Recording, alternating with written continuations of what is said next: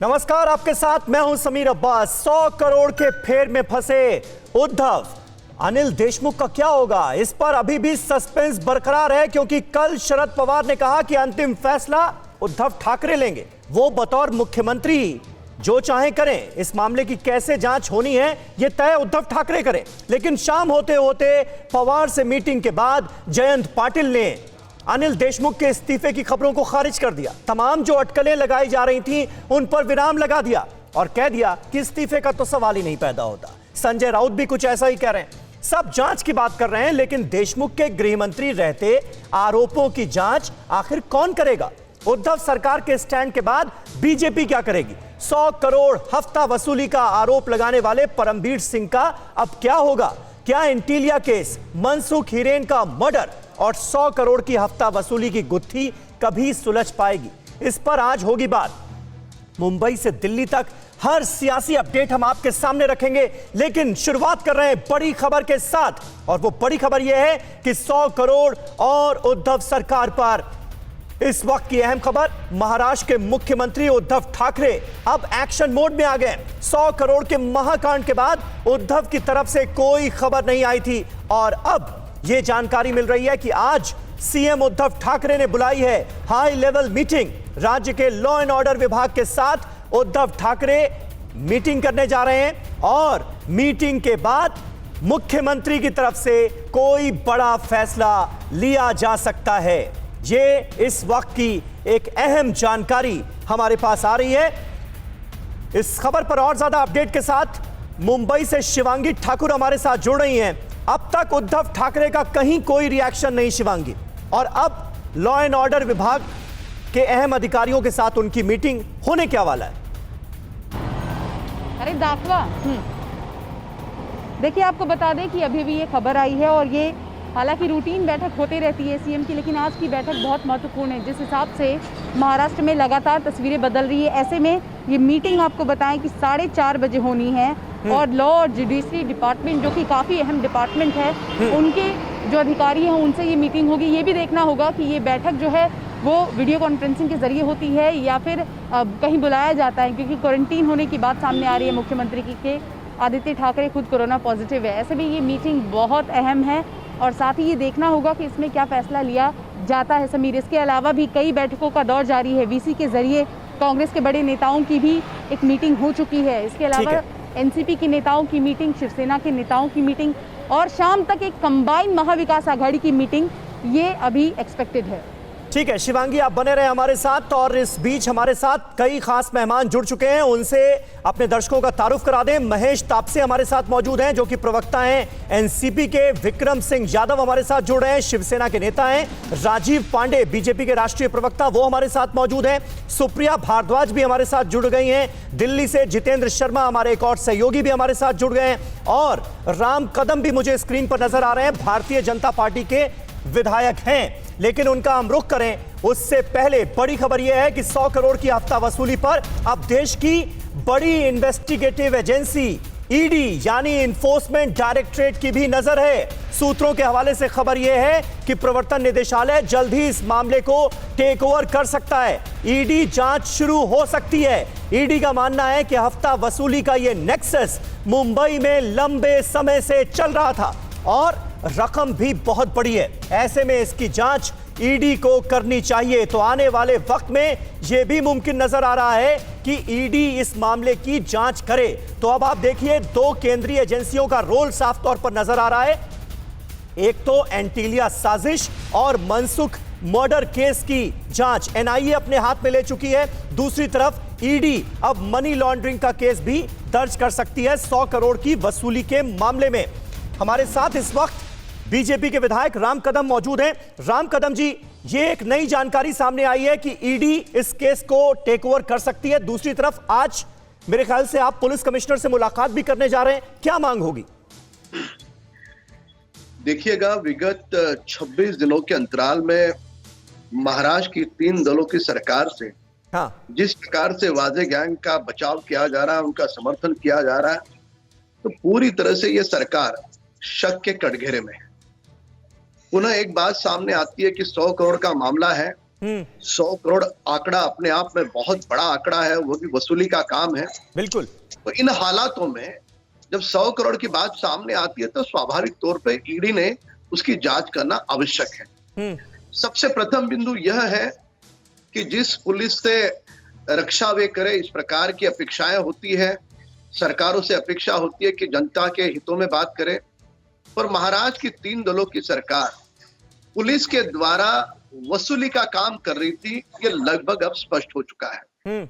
और कौन से ऐसे कारण है, अब सत्ता पक्ष के नेता इसका विरोध करेंगे, कहेंगे कि ये गलत है, पर देश देख रहा है वाजे इनका कोई दामाद नहीं है, वाजे को इनका इतना लाडला क्यों है। सारा देश जो अलग अलग सबूत सामने आ रहे हैं, उसके बावजूद भी तीनों दलों का, मुख्यमंत्री जी से लेके शरद पवार जी का, सबका अप्रत्यक्ष प्रत्यक्ष रूप से वाजे को बचाना क्या दर्शाता है। वाजे को पैसे गिनने की मशीन क्यों लगती है, वाजे के पास इतनी करोड़ों की इंपोर्टेड गाड़ियां पुलिस कमिश्नर दफ्तर में वो कैसे ले आता है।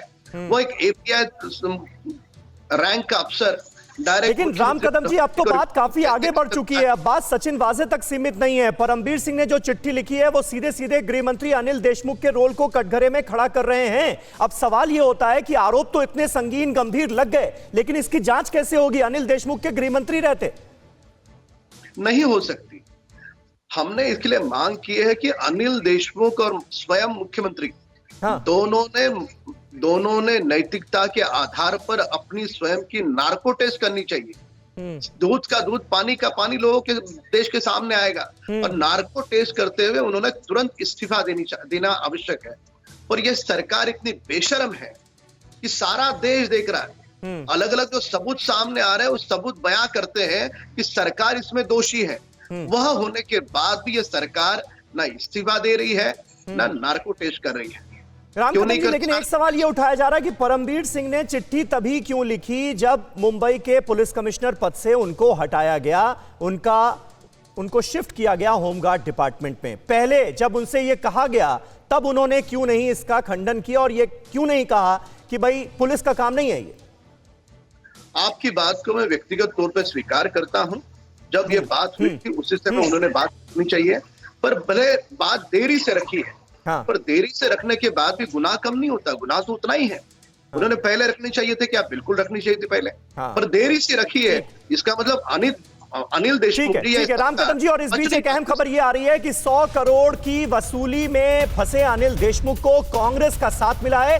कांग्रेस ने परमबीर सिंह पर ही सवाल उठाए हैं।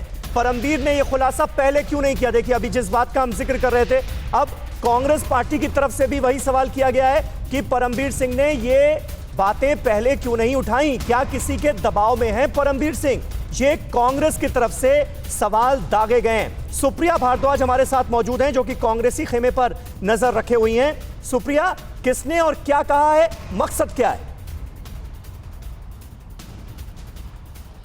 समीर, पहली प्रतिक्रिया कल आई थी जब अभिषेक मनु सिंघवी से सवाल पूछा गया था, तो उन्होंने कहा था कि ये मामला जो है वो एनसीपी का है और उनको डिसाइड करना है कि अनिल देशमुख जो है वो होम मिनिस्टर रहेंगे कि नहीं रहेंगे। इसके साथ साथ उन्होंने कहा था कि कांग्रेस इस समय जो बातचीत कर रही है वो डायरेक्टली जो उनके अन्य पार्टनर्स हैं महाविकास अघाड़ी में, यानी कि शिवसेना और एनसीपी, उनको बता देंगे। देर शाम को जहां पर हम खड़े हैं शरद पवार जी के घर पर एक बैठक हुई जिसमें कमलनाथ आए थे। कहा यही जा रहा है कि उनको कांग्रेस के आला कमान ने यहाँ भेजा था, और कल रात को जो है एक बैठक हुई है जो एच के पाटिल, कांग्रेस के जो इंचार्ज है महाराष्ट्र के, उन्होंने सभी वरिष्ठ नेताओं और मंत्रियों के साथ कांग्रेस के बैठ के एक बैठक करी है जिसमें ये बात छन के आ रही है कि सरकार को पूरा समर्थन है। इसके साथ साथ उन्होंने सवाल परमबीर सिंह के ऊपर भी उठाया। उन्होंने कहा कि क्या परमबीर सिंह किसी के प्रेशर में है जो इस तरह की चीज़ अब लिख रहे हैं, कह रहे हैं? पहले क्यों नहीं उन्होंने बात करी? और पूरी चीज़ें जो हैं वो आज शाम तक सामने आएंगी जब ये कहा जा सकता है कि कांग्रेस पार्टी अनिल देशमुख के साथ खड़ी है। कांग्रेस पार्टी नहीं चाहती उनका इस्तीफा, इतना बड़ा कांड सामने आने के बाद भी। जब ये सवाल कल पूछा गया था तो कांग्रेस के वरिष्ठ नेताओं ने यही कहा कि हम महाविकास अघाड़ी के साथ हैं। गेंद जो है वो एनसीपी के पाले में है, उनको डिसाइड करना है कि उनका ये नेता रहेगा कि नहीं रहेगा होम मिनिस्टर के तौर पर। तो ये ठीक है सुप्रिया, आप बने रहे हमारे साथ। इस वक्त हमारे साथ कई अहम नेता भी मौजूद हैं। महेश तापसे इस वक्त स्पोक्स पर्सन है एनसीपी के, उनसे मैं बात करूंगा, लेकिन अभी नवाब मलिक जो कि कैबिनेट मंत्री हैं वो कुछ कह रहे हैं, सुनते हैं। मुख्य गृह मंत्री से मिले, निश्चित रूप से गृह मंत्री 1 तारीख से लेके 5 तारीख तक विदर्भ के दौरे पे थे। कोविड पॉजिटिव 15 तारीख तक थे। 15 तारीख से लेके 27 तारीख तक जब तक उनकी रिपोर्ट नेगेटिव नहीं आई वो लोगों से नहीं मिले। 1 तारीख 28 थी जब वो फरवरी के महीने में लोगों से मिले। ये सारे सवाल संदेह पैदा करते हैं चिट्ठी पे। निश्चित रूप से आरोप लगा है तो जांच होगी, उच्च अधिकारियों के माध्यम से चिट्ठी की जांच होगी और जांच के बाद जो भी निकल के आएगा कार्रवाई होगी। एक चिट्ठी के आधार पे इस्तीफे की मांग हो रही है। इस्तीफा देने का सवाल नहीं होता। पार्टी ने निर्णय लिया है कि जांच होने के बाद ही कोई निर्णय लिया जाएगा।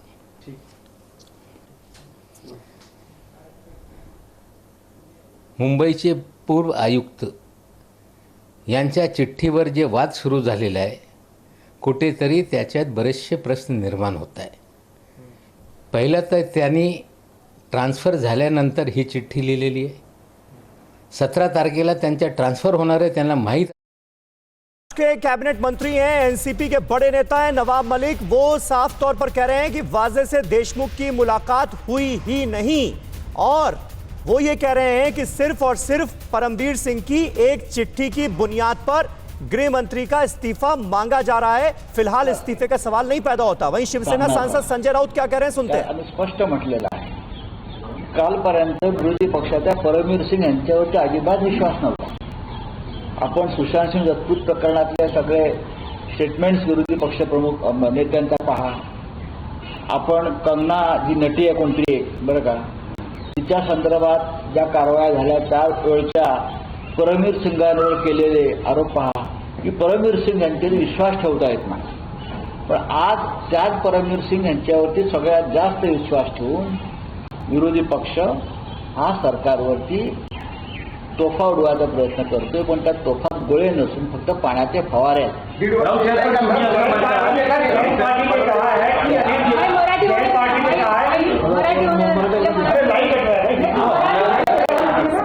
संजय राउत कह रहे हैं कि कल पवार साहब से हमारी चर्चा हुई। देशमुख साफ तौर पर संजय राउत का कहना है कि आरोप प्रत्यारोप की बात ही नहीं है। कल की बातचीत में कई चीजें सामने निकल कर आई। जांच होनी चाहिए, उसमें गलत क्या है। देशमुख पर आरोप प्रत्यारोप होते रहेंगे। आजकल तो बहुत बड़ा सिलसिला चल रहा है। वैसे आरोप इस देश के सभी राजनेताओं के ऊपर होते हैं और होते आ रहे हैं। आप देखिए केंद्र में कितने मंत्री उनके ऊपर आरोप होते हैं, महाराष्ट्र में होते हैं और राज्यों में होते हैं। अगर हर सबका इस्तीफा हम लेकर बैठे तो सरकार चलाना मुश्किल होता है। लेकिन परमबीर सिंह जो मुंबई के एक्स पुलिस कमिश्नर है, उसने जो एक लेटर बॉम्ब ऐसे कोई बॉम्ब भी नहीं होता, लेटर बॉम्ब नहीं होता, तो बॉम्ब तो अलग तरह से होते हैं। तो इस लेटर बॉम्ब में जो कुछ लिखा है उस बारे में खुद अनिल देशमुख जी ने भी कहा है कि उनकी जांच हो जाए, उनकी जांच होनी चाहिए। ये सब जो आरोप है और मुख्यमंत्री खुद जांच करें। कल शरद पवार साहब ने भी कहा है कि जूलियो रेगोलो जो सुपर एक उनकी छवि जो है पुलिस डिपार्टमेंट में बहुत सबसे ऊपर है कि उनको जांच करने दें। अगर ये चैलेंज सरकार स्वीकारने को तैयार है जांच का, तो आप बार बार इस्तीफे की बात क्यों करते हो। इस्तीफा लेना या किसी को मंत्री बनाना ये पूरा अधिकार होता है, ये मुख्यमंत्री का होता है। मुख्यमंत्री उस बारे में निर्णय लेंगे। तो परमबीर सिंह विपक्ष के साथ खड़े हैं, संजय राउत ये कह रहे हैं। और इस तरह के आरोप तो लगते रहते हैं हर बात पर। अगर इस्तीफा ले लिया जाएगा तो सरकार कैसे चलाई जाएगी। राम कदम जी एक छोटा सा रिएक्शन, उसके बाद राजीव पांडे जी मैं आ रहा हूं आपके पास। बेशर्म की जो हदें हैं वे पार कर दी है। सारा देश देख रहा है कैश गिनने की मशीन वादे को क्यों लगती है। बैंकों में होती है। 40,000 50,000 पगार तनख्वाह पाने वाला व्यक्ति कैश गिनने की मशीन रखता है। शिवसेना उसकी तरफदारी करके उसको सस्पेंड व्यक्ति को दोबारा सेवा में लेती है, वो मुख्यमंत्री गृह मंत्री को डायरेक्ट रिपोर्टिंग एपीआई जैसा अफसर करता है, सीपी को डायरेक्ट रिपोर्टिंग करता है, पुलिस कमिश्नर को, ये सारी बातें क्या दर्शाती है? और जिस प्रकार से खुल करके तीनों दल, यानी मुख्यमंत्री जी ने तो विधानसभा सदन में कह दिया ये कोई लादेन नहीं है, ये सारी बातों को अगर यदि आप जोड़ो, इन बिंदु को अगर जोड़ो, तो ये स्पष्ट होता है कि वाजे गैंग को सरकार इस कारण बचाना चाहती है कि उसकी तार सीधे सरकार के कई नेताओं तक पहुंचती है, और वो बातें भी अब सामने आई है। ठीक है। राजीव पांडे जी, क्या अब इस मामले में सबसे बड़ा सवाल ये नहीं हो गया है कि जिस तरह के संगीन आरोप राज्य के गृह मंत्री पर लगे, अनिल देशमुख पर लगे, उनके रहते कोई जांच कैसे होगी? या फिर सिर्फ और सिर्फ केंद्रीय जांच एजेंसियां जो हैं वो इस केस को टेक ओवर कर लें, वो जांच करें? बिल्कुल समीर जी, आपने ये दो सवाल है। एक तो बार बार कहा जा रहा है कि उन्होंने लेटर अभी क्यों लिखा। देखिए, लॉ में जब एक कोई क्रिमिनल कॉन्स्पिरेसी होती है जिसमें बहुत सारे लोग होते हैं, तो जब एक आदमी फॉल अपार्ट करता है, एक आदमी अगर जाकर के कोई गवाही देता है, तो दूसरे व्यक्ति को लगता है कि ये आदमी तो गवाही दे रहा है, तो मेरे सर पे क्यों है, तो वो भी सामने निकल करके आता है। मेरा मानना है कि इस केस में जो पॉलिटिकल लीडरशिप है एनडीए की, इंक्लूडिंग होम मिनिस्टर, उसके साथ परमवीर सिंह, उसके साथ और पुलिस ऑफिसर, और सचिन वाजे का एक गैंग था इस क्रिमिनल कॉन्स्पिरेसी में, चाहे वो वसूली गैंग हो, टेरर वाला हो, या मनसुख हिरेन की हत्या का मामला है, ये सब मिले हुए काम है। तो जब ये फॉल अपार्ट करना शुरू हुआ, तो परमवीर सिंह को लगा कि भैया मैं तो बलि का बकरा क्यों बनूं, मेरे साथ और भी लोग हैं, मैं उनका बलिदान बता देता हूं कि क्या है। पहले तो मुझे ये कहना है, ये हास्यास्पद है। हर बार में कांग्रेस पार्टी और उसके साथ के जो लोग हैं वो कहेंगे अभी क्यों, तभी क्यों नहीं, तो इसका जवाब मैंने दिया। लेकिन शिवसेना ये भी कह रही है, राजीव जी, शिवसेना ये भी कह रही है कि परमवीर सिंह को लगा कि मैं फंस जाऊंगा, उसके बाद उन्होंने ये कह दिया। आपने माना नहीं, ये शिवसेना ये कह रही है कि तब उन्होंने ये सोचा कि क्यों नहीं विपक्ष के साथ मिल जाया जाए, बीजेपी के साथ मिल जाया जाए। अरे समीर भाई, क्रिमिनल कॉन्स्पिरेसी का हिस्सा ये सब लोग हैं। सुनिए मेरी बात, आप समीर जी, आप बात को ट्विस्ट मत करिए। ये मैंने क्या कहा, ये क्रिमिनल कॉन्स्पिरेसी का हिस्सा है। सचिन वाजे अकेले कुछ नहीं कर सकता था, उसके ऊपर बड़े अधिकारियों का हाथ था, और बड़े अधिकारियों पर गृह मंत्री का हाथ था और पॉलिटिशियंस का हाथ था। आप समझिए, ये क्रिमिनल कॉन्स्पिरेसी का हिस्सा है। ये सब लोग हमाम में नंगे हैं। राम कदम जी ने बिल्कुल सही कहा कि इनका तार ऊपर तक जा रहा है और उससे बचने के लिए सब खेल चल रहा है। पहली तो बात ये। दूसरी बात आपने कही, अनिल देशमुख जी जो हमारे गृह मंत्री है महाराष्ट्र के, उन्होंने कहा कि मैंने क्यों हटाया इसको, परमवीर को सीपी से डीजी होमगार्ड में क्यों भेजा, क्योंकि इम्पार्शियल प्रोब पॉसिबल नहीं था। अरे अनिल देशमुख जी, अब आपके ऊपर चार्ज है, आपके गृह मंत्री रहते इम्पार्शियल प्रोब कैसे हो सकता है, आप बताइए। ये तो बड़ा सवाल है, ये तो बड़ा सवाल है। ये विक्रम सिंह यादव हमारे साथ मौजूद हैं शिवसेना से। विक्रम सिंह जी, संजय राउत भी एक तरह से बचाव करते हुए नजर आ रहे हैं। ये क्या बात हुई कि इन बातों पर अगर इस्तीफा ले लिया जाएगा गृह मंत्री का, तो हम सरकार कैसे चलाएंगे? अरे उनके गृह मंत्री रहते हुए उन्हीं पर लगे आरोपों की जांच संभव कैसे होगी? समीर भाई, पूरा देश देख रहा है, कल तक यही लोग परमवीर सिंह पे सवाल उठा रहे थे, परमवीर सिंह की किसी बात पे भरोसा नहीं कर रहे थे, और आज यही लोग परमवीर सिंह को सच्चा मान रहे हैं। उसी का एक लेटर, उन्होंने कोई आरोप लगाया और उसको इतना सच मान रहे हैं कि भाई आप देखिए, किसी चीजों पे दम तो हो। कोरोना का टाइम था, बार सारे बंद थे, कोई कलेक्शन की बात, कोई कहां से कलेक्शन करेगा?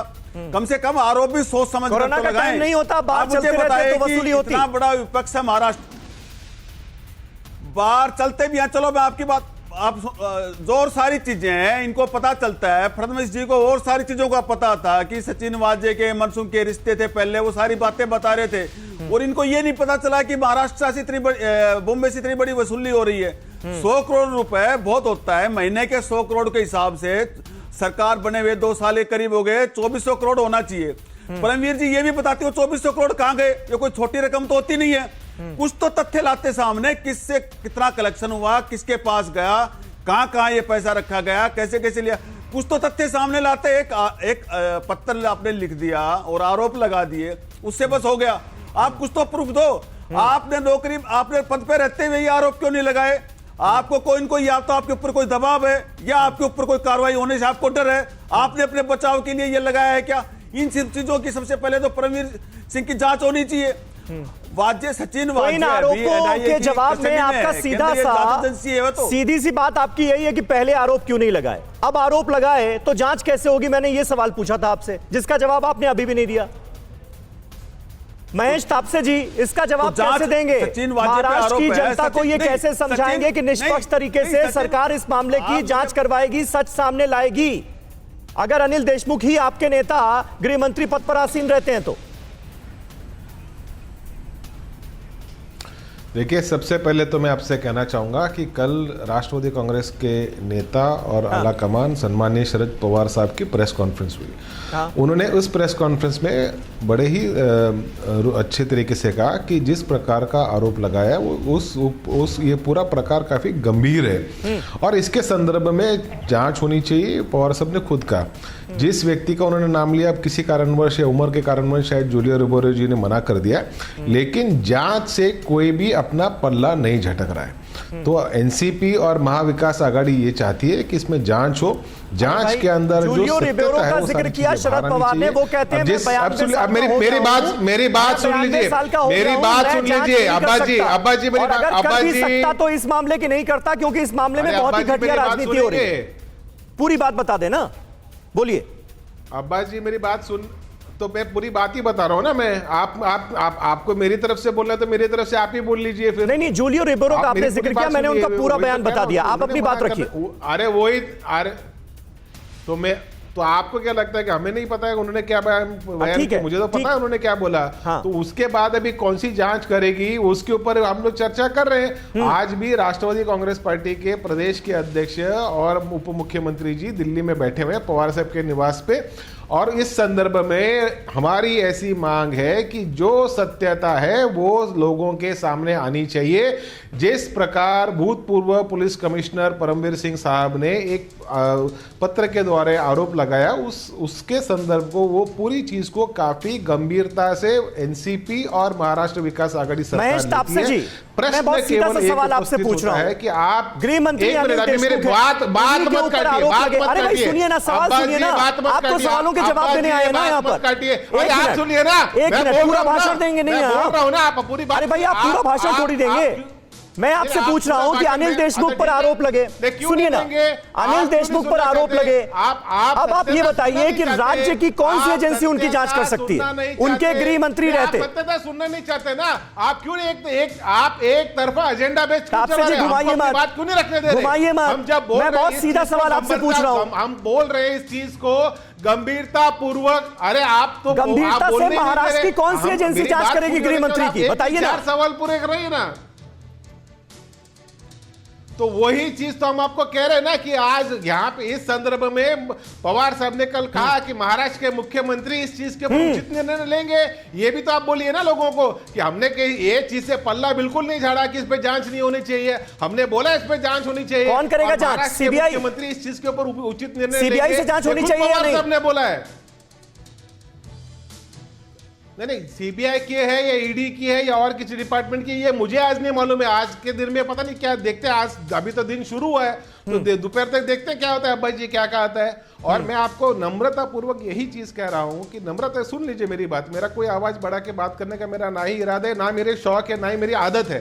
नम्रता पूर्वक मैं आपसे निवेदन करता हूं कि जिस प्रकार का आरोप लगा है उस आरोप को काफी गंभीरता से हमारी पार्टी ने तो 100% लिया है। महाराष्ट्र की महाविकास आघाड़ी सरकार ने भी काफी उस चीज को गंभीरता पूर्वक लिया। हम चाहते हैं कि आपके नेता जयंत पाटिल ने कहा इस्तीफे का तो सवाल ही नहीं पैदा होता। किस प्रकार अब सवाल ही नहीं पैदा होता तो हम किस पर चर्चा कर रहे हैं? देखिए, इस्तीफा देखिए, नहीं ऐसा है कि जयंत पाटिल जी प्रदेश के अध्यक्ष हैं, राज्य के अंदर वो मंत्री हैं, जिम्मेदार पद पे बैठे हैं। आज आरोप लगा है, आरोप के संदर्भ में किसी अहवाल का कुछ पेशगी की है क्या? आरोप कोई भी किसी पे, आप भी जैसे मेरे पे आरोप लगाते हैं टीवी चैनल पे या मैं किसी, तो उसके संदर्भ में कोई चीज तो बताइए कि 100 करोड़ रुपए आपने मांगे। चलिए ठीक है, चीजें तो बहुत सारी बताई परमवीर सिंह ने। मैं तापसे साहब आता हूं आपके पास। अगली बड़ी खबर यह है कि 100 करोड़ की हफ्ता वसूली पर अब देश की बड़ी इन्वेस्टिगेटिव एजेंसी ईडी यानी इन्फोर्समेंट डायरेक्टरेट की भी नजर है। सूत्रों के हवाले से खबर है कि ईडी जल्द ही इस मामले को टेक ओवर कर सकता है। प्रवर्तन निदेशालय इस मामले की जांच शुरू कर सकता है। जितेंद्र शर्मा हमारे संवाददाता इस वक्त हमारे साथ मौजूद हैं। जितेंद्र, पूरी खबर तफसील से बताएं और क्या ये उम्मीद की जाए कि बहुत जल्द ईडी इस केस को टेक ओवर करने वाली है? जी बिल्कुल, देखिए अब से कुछ देर पहले हमारी सहयोगी शिवांगी ने एक खबर ब्रेक की थी जिसमें साफ तौर पर बताया गया कि ईडी 100 करोड़ रुपए की जो बात निकलकर सामने आई है, जो एलिगेशन परमवीर की तरफ से लगाए गए हैं सचिन वजे के ऊपर, उसको लेकर अपनी तफ्तीश शुरू कर सकती है कि आखिरकार इतनी बड़ी रकम कैसे जुटाई जा रही थी और अब तक कितनी रकम जुटाई गई और किस किस तरीके से जुटाई गई। लेकिन जो ईडी के आला अधिकारी हैं उनसे अब से कुछ देर पहले जो मेरी बात हुई, उनका साफ तौर पर कहना था कि सबसे पहले वो अपनी तफ्तीश सचिन वजे को लेकर शुरू करने वाले हैं, क्योंकि सचिन वजे का केस ओपन एंड शट है। उनके बिल्कुल सामने है कि सचिन वजे किस तरीके से लग्जरी गाड़ियों का इस्तेमाल कर रहा था। नोट गिनने की मशीन उसके पास थी। जिस टाइम वो सस्पेंडेड था उस दौरान उसने कई कंपनियां खोली, उन कंपनियों में मोटी रकम का ट्रांसफर हुआ, जैसा कि अब तक एनआईए की जांच में पता चला है। तो जाहिर सी बात है, एनआईए अगर संतुष्टि करती है इस बात की ईडी को कि सचिन वजे को लेकर तफ्तीश करनी चाहिए ईडी को, तो ईडी जरूर इस मामले की तफ्तीश को आगे बढ़ाएगी। और रही 100 करोड़ रुपए की बात, तो जैसे कि शिवांगी ने भी बताया, ईडी उस पर भी पूरे तरीके से अपनी नजर बनाए हुए है। साफ तौर पर ईडी अधिकारियों का यही कहना है कि 100 करोड़ रुपए की जो ट्रांजैक्शन, ठीक है, यानी अब आप देखिए जितेंद्र, इंटरेस्टिंग ये है कि दो केंद्रीय जांच एजेंसियां अब इन्वॉल्व होती हुई नजर आ रही हैं। एंटीलिया साजिश जो केस है उसको एनआईए टेक ओवर कर चुका है और अब ईडी जो है वो भी जांच को आगे बढ़ाने के लिए तैयार नजर आ रही है। एंटीलिया साजिश जो है उसमें एनआईए की जांच कहां तक पहुंची जितेंद्र? जी बिल्कुल, देखिए एंटीलिया मामले की जो तफ्तीश है उसमें अभी तक सचिन वजे एनआईए के पास मौजूद है और 25 तारीख तक उसकी कस्टडी एनआईए को मिली हुई है। एनआईए के अधिकारियों से कल हमारी बात हुई थी, उनका साफ तौर पर कहना था कि जो केस है वो बिल्कुल सही दिशा में जा रहा है और इसमें आने वाले वक्त में कई और पुलिसकर्मियों की गिरफ्तारी होनी भी तय है लगभग। इसके अलावा कई नेताओं के भी नाम सामने हैं जो कि सीधे तौर पर सचिन वजे के संपर्क में थे। तो जाहिर सी बात है, ना सिर्फ राजनीति से जुड़े लोगों से आने वाले वक्त में पूछताछ होगी, बल्कि एक बार फिर खाकी से जुड़े कुछ लोग भी इस केस में पुलिस एनआईए की गिरफ्त में आ सकते हैं। जी ठीक है, राजीव पांडे हमारे साथ मौजूद हैं। राजीव जी, अभी इस वक्त जिस तरह से हम देख रहे हैं, महाराष्ट्र की जांच एजेंसियां भी काम कर रही हैं, 2 केंद्रीय जांच एजेंसियों का भी इन्वॉल्वमेंट नजर आ रहा है। महाराष्ट्र एटीएस की तरफ से बयान आता है कि भाई मनसुख मर्डर केस जो था वो हमने सुलझा लिया है, 2 लोगों को हमने अरेस्ट कर लिया है। तो एक रस्सा कशी भी केंद्रीय और राज्यों की एजेंसियों के बीच हम देख रहे हैं क्या? देखिए, मेरे हिसाब से ये देश हित में नहीं है कि 2 एजेंसियां एक दूसरे के काम में दखल दे। देखिए, अभी एटीएस का कहना है कि हमने 2 लोगों को अरेस्ट किया है और इस मर्डर को इसको हमने सॉल्व किया है, लेकिन ये जो केस है ना, बहुत बड़ा केस है। देखिए, मनसुख हिरेन का जो केस है, उसकी जो मृत्यु है, उसका जो किलिंग है, वो destruction of evidence in terror case है, तो वो एनआईए के दायरे में आएगा और एनआईए इस केस के बाद भी उसकी जांच करेगी कि क्या मनसुख हिरेन की जो हत्या है वो डिस्ट्रक्शन ऑफ एविडेंस के लिए था, जो टेरर केस में, क्योंकि उसकी गाड़ी वहां लगी हुई थी। और जिस प्रकार से अभी आपके जितेंद्र शर्मा जी ने बताया कि जिस प्रकार से एनआईए जांच कर रही है कि और भी पुलिस वाले आ सकते हैं, जो पॉलिटिशियंस से उनके कनेक्ट है वो आ सकते हैं। तो देखिए, इसमें मुझे नहीं लग रहा है, चाहे वो एटीएस हो, एनआईए हो, एजेंसी को तो इस केस, अब ये केस बहुत बड़ा हो चुका है और जो लोग भी इसके पीछे हैं, इस केस में 3-4 प्रकार के जो केस है उसमें जो लोग भी पीछे हैं उनके खिलाफ कार्रवाई होगी।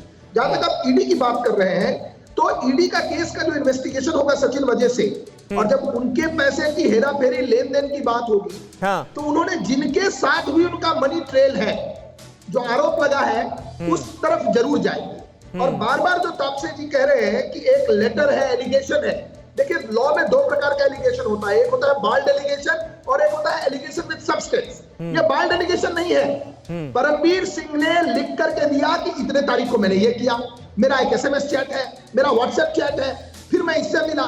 तो ये पूरी शुरू से लेकर के अंत तक की वो कहानी बताते रहे हैं, इसलिए बाल्ड एलिगेशन नहीं और इसमें इन्वेस्टिगेशन की जरूरत है। लास्ट में एक बार कहना चाहता हूं, तापसे जी आपके सवाल का जवाब नहीं देते हैं कि अगर वो होम मिनिस्टर बने रहेंगे तो उनकी जांच महाराष्ट्र की कोई एजेंसी नहीं कर सकती है। तो मुझे लगता है कि आज एनसीपी खुद कहेगी कि इसकी जांच सीबीआई से होनी चाहिए या कोर्ट मॉनिटर्ड इन्वेस्टिगेशन होना चाहिए। आपको सही में लगता है ऐसा? मैं उनको कहना चाहिए, गृह मंत्री को कोई एपीआई, कोई आईओ तो नहीं बुला सकता इस केस में। एक आईओ गृह मंत्री को कैसे बुलाएगा? तापसे जी एक और मौका दे रहा हूं आपको, इसका जवाब दे दीजिए, बड़ा मौजूद सवाल है।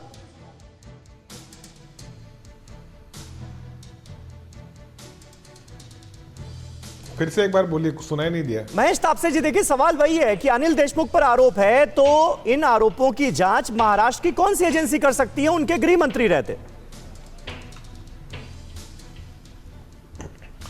देखिए, जांच कौन सी एजेंसी करेगी, केंद्र की करेगी, ईडी करेगी, एनआईए करेगी या दूसरी कौन सी एजेंसी करेगी, इसके ऊपर कोई निर्णय अभी तक नहीं हुआ, ना केंद्र सरकार की तरफ से या राज्य सरकार की तरफ से। मैं आपके चैनल से हिंदुस्तान के सभी देशवासियों को एक चीज़ के बारे में आश्वस्त करना चाहूँगा कि निष्पक्ष रूप से जांच होगी। अब जहाँ पे एक सवाल अनिल देशमुख जी के संदर्भ में पूर्व commissioner of police Paramvir Singh साहब ने वहाँ पे निष्पक्ष जांच तो तभी होगी ना जब अनिल देशमुख अपने पद पर नहीं रहेंगे। परमवीर सिंह साहब, सुनिए, उसी प्रकार से कई सवाल परमवीर सिंह साहब के ऊपर भी उपस्थित किए गए। एक जो गांव देवी पुलिस के सीनियर पीआई थे उनके संदर्भ में, और आज एक लोकमत में बड़ी न्यूज भी आई है उसके संदर्भ में। ठीक है, आप बात को घुमा रहे। राम कदम जी, देखिए एक सवाल शिवसेना की तरफ से जो पूछा जा रहा है, सामना में भी जिन बातों का जिक्र किया गया, एक मिनट आपसे साहब, राम कदम जी, वो ये कहा जा रहा है कि देखिए भाई, ऐसा क्यों होता है कि देवेंद्र फडणवीस दिल्ली आते हैं, उनकी मुलाकात होती है बीजेपी के आला लीडरान से, और उसके बाद फिर परमवीर सिंह की ये चिट्ठी सामने आती है। जरूर कोई साजिश है सरकार को गिराने की। इसका क्या जवाब है आप लोगों के पास?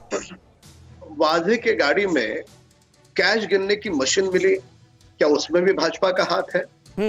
मुंबई पुलिस कमिश्नर दफ्तर में करोड़ों की गाड़ियां जो वाजे इस्तेमाल करता था, क्या उसमें भी हमारा किसका हाथ है?